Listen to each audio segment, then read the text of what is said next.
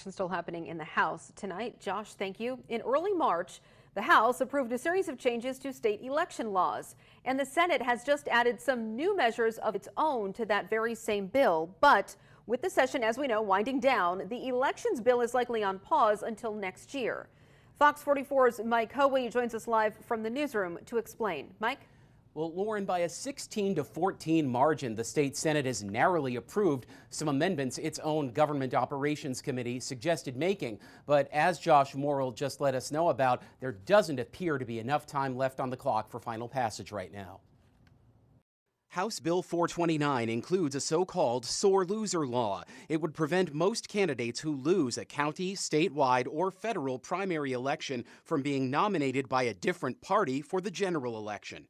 And that law is something that 46 other states have. 46. We are one of only 4 states that does not have this provision. New York, Connecticut, and Iowa are the other 3. One senator noted many of the House Democrats who passed this bill in March only did so after Democratic leadership pressured them. In order to help voters feel the process here is being changed for their sake and to widen choice, wouldn't it be better to adjust Vermont laws with at least bipartisan support or the votes of independents?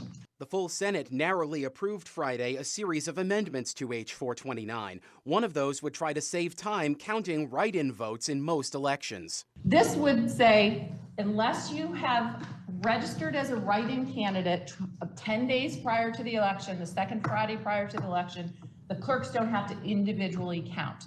Now that the bill is amended, the upper chamber has to give it final approval before returning it to the House. It's unlikely to reach Governor Phil Scott's desk this year. Bennington State Senator Dick Sears asked if the amendments take unusual circumstances into account, making a very clear reference to Franklin County Sheriff John Grismore. I've seen cases where somebody is shackled and kicked in the groin by a candidate for sheriff. That might happen within after 10 days sooner than 10 days after the election.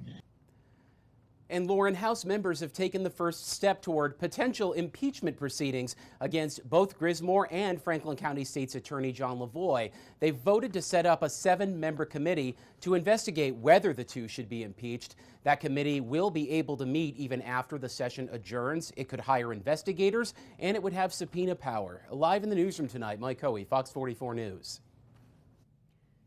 Mike, an update to a crash we told you about